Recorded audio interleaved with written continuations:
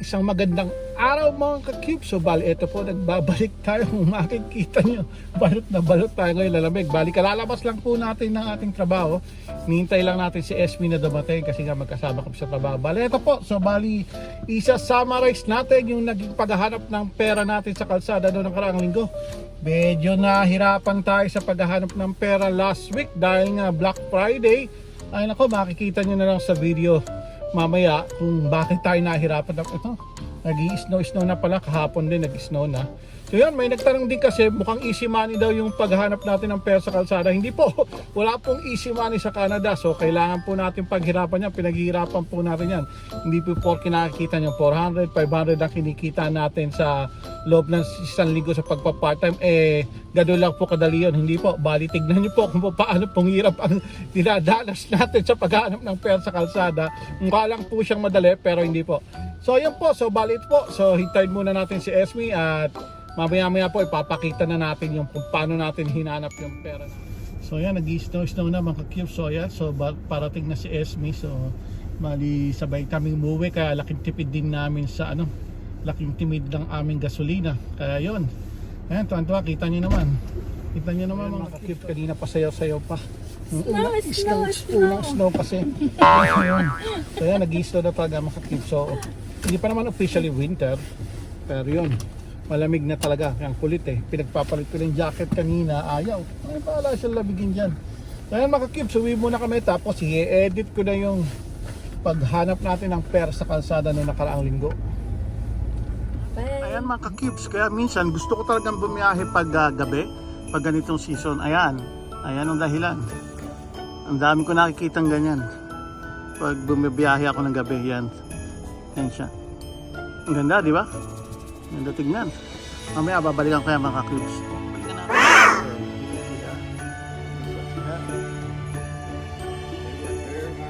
Yeah, this is a yearly tradition. I always come here.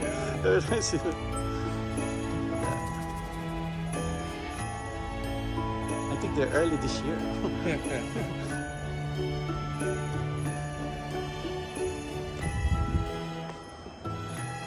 Nice. Look at that, guys. It's a nice one.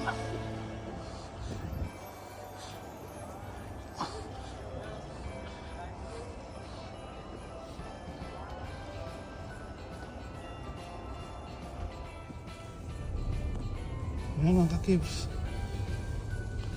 Bali, yan ang tsura niya. Ganda, di ba? Ganda niya tignan. Tradition nila yan, yearly tradition yan. Lagi sila, itong area niya, yung bahay, yung dalawang bahay na yan. So maraming gumagawa ng ganyan dito. Isang magandang gabi ng Friday mga ka-cube. So bali, ito, Black Friday namin dito. Kung makikita nyo, madilim na, mag-aalas 7 na. So bali, kilalabas-labas lang natin kanina mga banda 6:15 or 6:20. Ito, pipick up tayo, kaso grabe, sobrang traffic ngayon mga ka-cubes. Black Friday. Nakalimutan ko. Ito pa naman pupuntahan natin, pipick up pa natin ng alak. Nasa part pa naman ng mall to. Buti na lang hindi tayo mismo sa loob ng mall. Doon tayo sa strip mall kung tawagin, sa labas ng mall. Kasi ito, kung papasok tayo, kung pipick up tayo ng pagkain sa loob ng mall, ay naku po, hindi tayo makapasok, sobrang traffic. Dito lang papasok pa lang ng mall, ang traffic na Paano pa kaya yung ito yung pinakamalaking mall dito, Scarborough Town Center. Sobrang traffic, grabe. Ewan ko, paano tayo makakaano nito. Tingnan natin, siguro uwi na tayo pagtapos ito dahil wala, hindi tayo nito. Not worth it, sobrang traffic pag dito tayo pick up sa area. Sabi mga ka-cubes, sobrang traffic talaga. Ano ba ito? Black Friday madness ata to, kaya pala traffic sobra. Hindi tayo pupunta mismo dito sa mall. Bali, pagtapos ng delivering to, hindi tayo magpi-pick up dito sa area na to, tong Scarborough Town Center. Blacklist muna natin ngayon yan. Tapusin lang natin tong $15 kasi itong alcohol delivery na to, doon lang to sa tapat ng building namin dito sa kanang ko. So, kaya tsagayin na natin. So, wala pa naman sigurong half an hour to pagpasok na. Dalawang items lang yung bibili nating alak So, grabe. First time kong mag-pick up ng Black Friday, kala ko makakarami tayo, pero hindi. Sobrang traffic, sobrang daming sasakyan. Ano ba yan? Kala ko walang mga perang tao, pero ang daming sobra.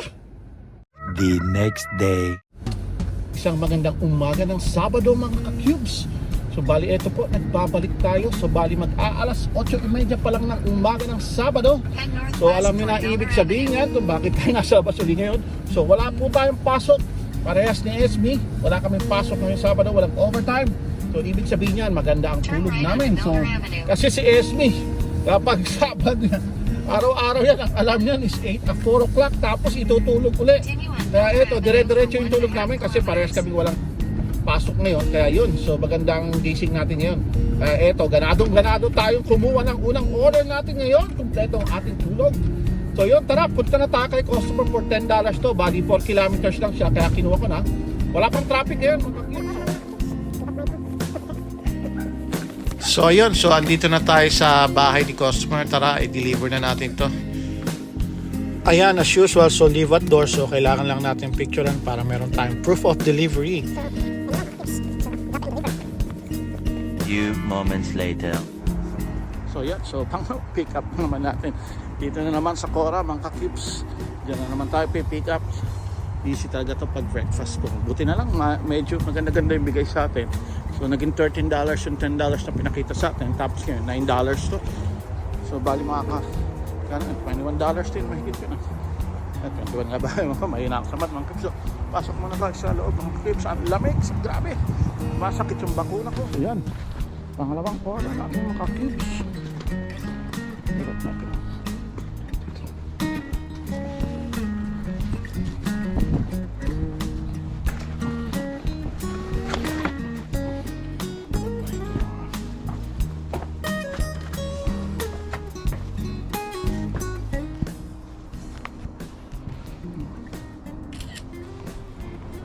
As usual, huwag kakalimutan na mag-picture para safe tayo. So yun, na-deliver na natin ang ka-cubes. Oh my God, grabe, ang taas.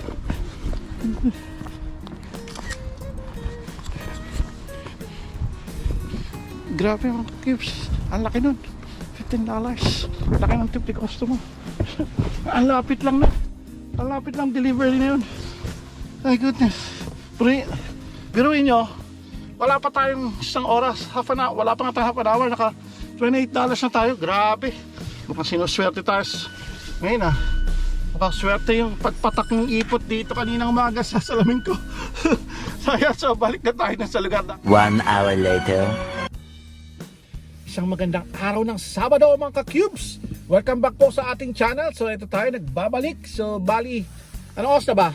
Anong oras na? Mag-aalas 11 na ng umaga. So bali ito, nakatambay tayo ngayon sa labas. So bali, wala tayong overtime ngayon. Kaya ito, naghahanap tayo ng pera sa kalsada. So bali, kahapon, sinubukan natin maghanap ng pera sa kalsada. Pero nawala sa isip ko. Black Friday pala kahapon, mga ka-cubes. Sobrang traffic dito sa area namin. Kaya ang ginawa ko, pagkatapos ng 2 delivery ko, umuwi na ako. Dahil hindi rin maganda, hindi ka makalabas sa mga mall, lalo na pag may order ng pagkain sa mall. Ang lalaki pa naman ng bayad ka, so hindi ka talaga makakapasok sa mall. So yun, so bali, nakakamagkano na ba tayo ngayong umaga? Nakaka $51.71 na tayo. So alas 11 pa lang. So tingin ko pagkatapos ng shift natin ng 12:30, magpapahinga muna tayo, tapos lalabas ulit tayo mamayang mga alas 2 o alauna. So ganun na lang gagawin natin. So bali ito, so samahan niyo ulit ako, maghanap tayo ng pera. So yun, nga pala, so bali kagabi pala, nagpa-flu shot kami ni Mrs. Tsaka COVID booster na rin kami, pang 5 na ata na, 5 o apang 5 na namin, 5th dose na ata. Tama ba? 5th dose, 1, 2, 3, hindi, pang 4, hindi ko na matandaan. Pero yun, so kasi kaya kami nagpa-flu shot, ang dami kasing inuubo-ubo ngayon, tsaka uso yung trangkaso dito sa lugar namin.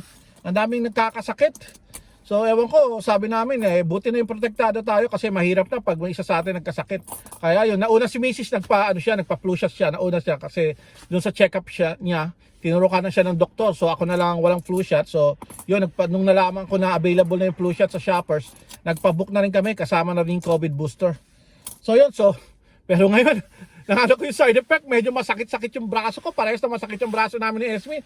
Tsaka parang nilalagnat-lagnat tayo, yun daw kasi yung side effect ng flu shot.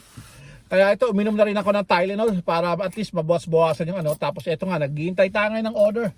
So hopefully makarami tayo ng order ngayon para makabawi-bawi tayo. Tsaka meron din akong balak bilhin kasi Black Friday kahapon. Susunod naman ito, Cyber Monday deal. So kaya yun ang paghahandaan natin. Tingnan lang natin kung makarami tayo ngayong umaga. Ay, ngayong araw na to. Yun mga ka-Kips, matapos ang napakatagal na paghihintay, ito meron na naman tayong order, Starbucks. Balik kadikit lang yan noong koro na piniga pa natin kanina. So ito, pick up tayo ng order tapos i-deliver lang natin to sa tapat ng bahay namin. Kaya kinuha ka na for $7. Lagayin na natin. Tara, pasok tayo sa loob. Few moments later. Ay nako mga ka-Cubes, so bali grabe. Kaya ayoko lintik na Black Friday ito hanggang yung Sabado na. Ano pa rin, Sabado na, ano pa rin yung mga tao sa Black Friday. Grabe, ang tataas sana ng order ngayon dito mga ka-Cubes. So itong order na pupuntahan ko, $41 to ang babayad sa atin. 20 items lang, $41. Biruin nyo yun. Ang kaso, hindi ko alam kung may parking sa Walmart. Kanina inano ko rin yung kinancel ko rin kanina yung $40 eh. Tapos ito $41, ewan ko, tingnan na lang natin, sayang naman kasi, nakakapanghinayang eh. Pero hopefully meron sa Walmart sa ibaba, kasi mostly naman itong mga to sa mall to eh. Pero kung sa Walmart tayo magpapark, tignan natin. Pero sobrang traffic oh, grabe. Para makakuha tayo ng parking.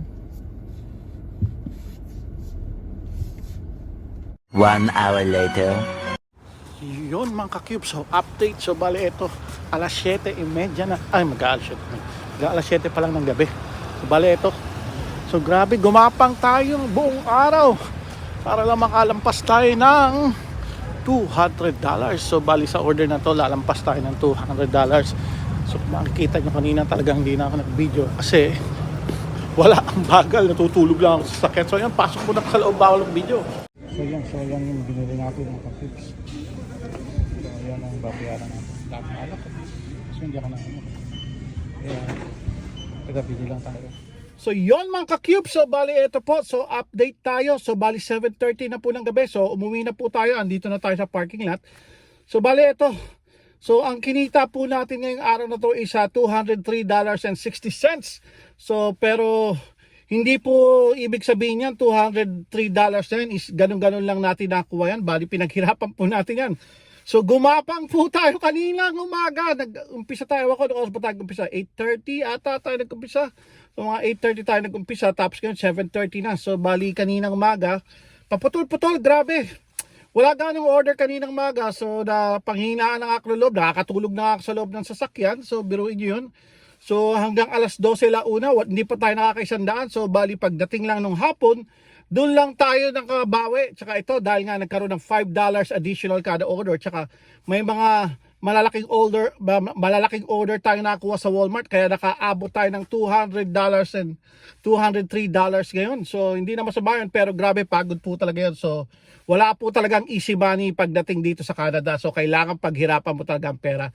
So bali yan po muna. Siguro po bukas baka magpahinga na lang rin tayo. So bali, ayun nga, medyo masama yung pakiramdam natin. Pati si Esme, kakatawag ko lang sa kanya. Mukhang yung side effect ng COVID vaccine tumatama sa kanya. Buti na lang ako, nag-Tylenol ako. So yan muna mga ka-Cubes, kita-kits po tayo. Maraming pong salamat. Huwag po natin kalimutan mag-subscribe at mag-like sa aking mga video. Salamat! The next day. Yun, grabe talaga mga ka-Cubes. Hindi talaga pwedeng pang full-time tong part-time natin. Ang tagal natin naghintay. Grabe, nakatapos na ako mag-edit at mag-upload ng video. Ayun, ngayon lang tayo nakakuha. Buti ito $25 to. Saging lang tsaka itlog lang bibili natin. Kaya okay na to. Tapos ang lapit lang ng delivery. Tara, pasukin na natin ito. Wala talagang easy money dito sa Canada. Paghihirapan mo talaga. Ang lamig, grabe. Sakit ang likod ko, kakaitay dun sa sasakyan.